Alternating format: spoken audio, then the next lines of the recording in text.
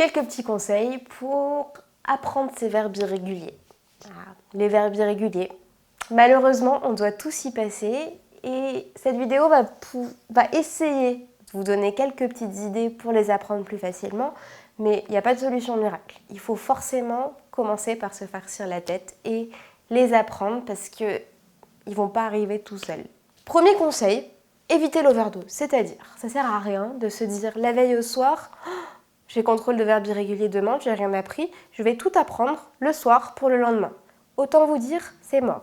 50 verbes irréguliers en une soirée, ça ne rentrera pas. Ou vous aurez la tête énorme le lendemain matin et vous allez tout oublier devant votre feuille. Ce qu'il faut faire, c'est y aller petit à petit.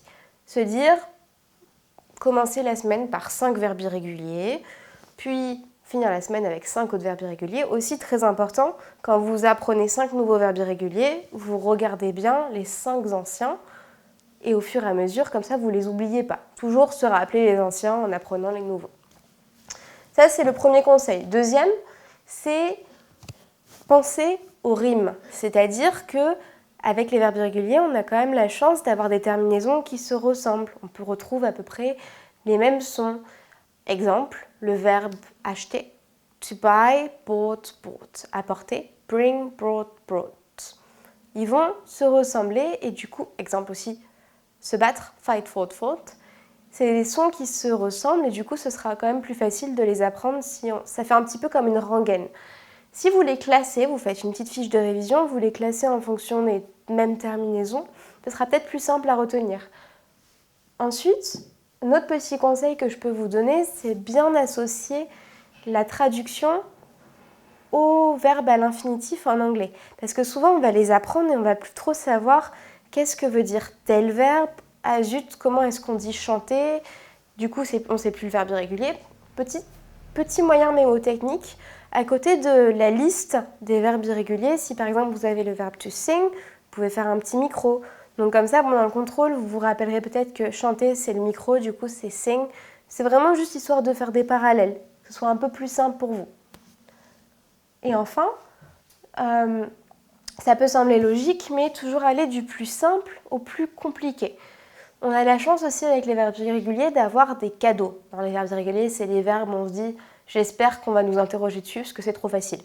Soit c'est des verbes qui sont super courts, dans ce cas, c'est plutôt simple. Et en plus, des verbes qui sont courts et qui se répètent, soit 3 fois ou 2 fois. Exemple, keep, kept, kept, garder, assez facile.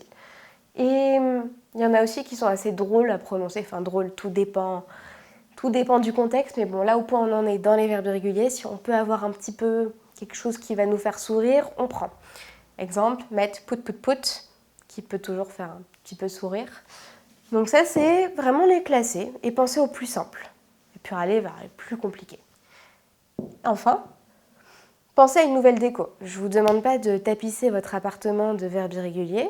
On n'en est pas non plus arrivé à ce stade, mais si jamais vous avez fait votre petite fiche avec les groupes de terminaison, vous les avez classés du plus simple au plus compliqué, vous pouvez toujours photocopier cette fiche et les mettre dans plusieurs endroits de la maison, mais dans les endroits où vous irez souvent. Exemple, vous donnez bonne conscience, à côté de la télé, vous mettez la petite fiche. Donc, comme ça, avant d'aller sur le canapé, vous échouez, vous pourrez lire un petit coup des verbes irréguliers, comme ça vous direz « j'ai pas absolument rien fait ». Dans la salle de bain, dans les toilettes, dans votre chambre, plus vous les regarderez et plus vous les apprendrez sans vraiment vous en rendre compte, ce qui est plutôt une bonne chose. Pour ceux qui ont une mémoire plus auditive, ce que vous pouvez faire, c'est que votre fiche, vous la lisez à voix haute et vous vous enregistrez. Vous faites bien attention à la prononciation, vous les classez par groupe de terminaison. Vous essayez peut-être de les classer, de faire en sorte que ce soit un peu comme une comptine qui rentre dans la tête et qui en sort pas trop. Et du coup, vous essayez de vous écouter à certains moments, donc rapidement en allant en cours ou avant de vous coucher.